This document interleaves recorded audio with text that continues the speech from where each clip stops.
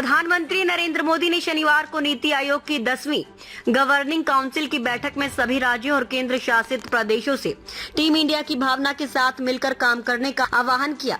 भारत मंडपम में आयोजित इस बैठक की थीम थी विकसित भारत के लिए विकसित राज्य, जिसमें 2047 तक भारत को विकसित राष्ट्र बनाने के रोड मैप पर चर्चा की गई।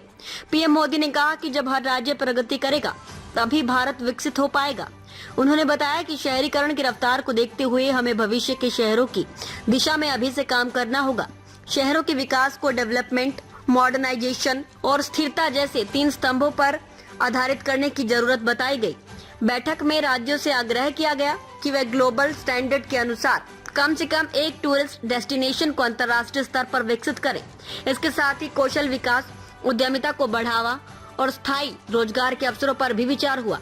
कई राज्यों की अनुपस्थिति चर्चा में, हालांकि इस अहम बैठक में कुछ राज्यों की गैर मौजूदगी भी चर्चा का विषय रही। कर्नाटक के मुख्यमंत्री सिद्धारमैया ने पूर्व निर्धारित कार्यक्रम का हवाला देते हुए बैठक में हिस्सा नहीं लिया। केरल के मुख्यमंत्री पिनाराई विजयन ने अपने वित्त मंत्री KN बालगोपाल को प्रतिनिधित्व के लिए भेजा, जबकि पुडुचेरी के मुख्यमंत्री N रंगासामी भी अनुपस्थित रहे। बैठक में नीति आयोग के उपाध्यक्ष, सदस्य, CEO, केंद्रीय मंत्री और राज्यों के कई मुख्यमंत्री और उपराज्यपाल शामिल हुए। केंद्र और राज्य सरकारों के बीच समन्वय बढ़ाने और साझा लक्ष्यों की प्राप्ति के लिए ये बैठक महत्वपूर्ण मानी जा रही है।